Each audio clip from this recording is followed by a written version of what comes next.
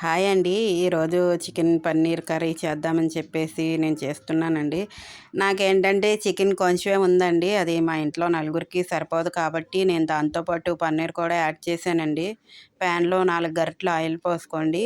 Medium size 3 ఉల్లిపాయలు cut చేసుకొని అందులో వేసుకోండి. తర్వాత నేను 3 పచ్చిమిరపకాయలు కూడా నేను మజ్జిగ చేరలేదండి. మామూలుగా గిల్లేసేసుకున్నాను. తర్వాత సాల్ట్ ఏసుకుంటే ఉల్లిపాయలు ఏంటంటే త్వరగా మగ్గుతాయండి. ఉల్లిపాయల్లో ఉన్న నీరు కూడా త్వరగా బయటకొచ్చేసి త్వరగా మగ్గుతాయండి. నేను ప్రతి కూరలో కూడా కరివేపాకు అనేది కంపల్సరీ వేస్తానండి. ఏంటంటే పిల్లలు మామూలుగా కరివేపాకు తినరు. తీసి పక్కన పెట్టేస్తారు. నేనేంటంటే కరివేపాకులో ఉన్న జ్యూస్ మాత్రం దిగుతుంది కదా అని చెప్పేసి నేను కరివేపాకు వేస్తానండి. ఉల్లిపాయలు గోల్డెన్ బ్రౌన్ కలర్ వచ్చిన తర్వాత మనం చికెన్ అందులో వేసుకొని ఇందులో ఉన్న ఆయిల్ పైకొచ్చే వరకు మగ్గించుకోవాలండి.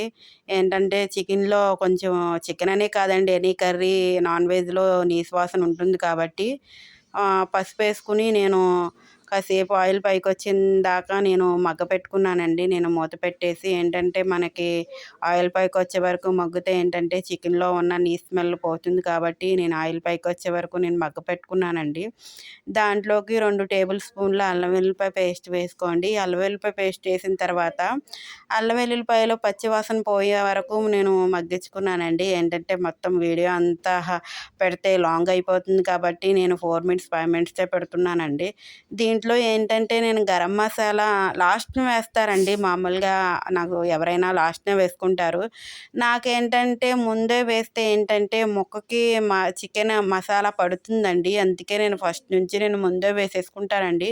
కూర అనేది నేను అలా వేసుకోవడం వల్ల చాలా టేస్ట్‌గా ఉంటుందండి. మీకు స్పైసీకి తగ్గట్టు కారం వేసుకోండి. నేను ఆల్రెడీ ఫ్రై చేసుకొని పెట్టుకున్నానండి పన్నీరు. అది కూడా దీనిలో వేసేసుకొని మొత్తం 2 ఆయిల్ పైకొచ్చే వరకు మగ్గించుకోండి. ఇలా మగ్గించుకోవడం వల్ల ఏంటంటే కూర అనేది చాలా టేస్ట్‌గా ఉంటుందండి. ఏ కూరలో అయినా సరే ఆయిల్ కొంచెం ఎక్కువ ఉంటేనే బావుంటుంది అన్నది నా ఉద్దేశం అండి. ఈ ఇంట్లో నేను అర గ్లాసే వాటర్ పోసానండి. ఏంటంటే నేను ఈ సిమ్‌లో పెట్టే నేను మగ్గించుకుంటానండి. నేను వాటర్ అయితే ఎక్కువ పోయనండి. కొంచెమే పోసుకున్నాను.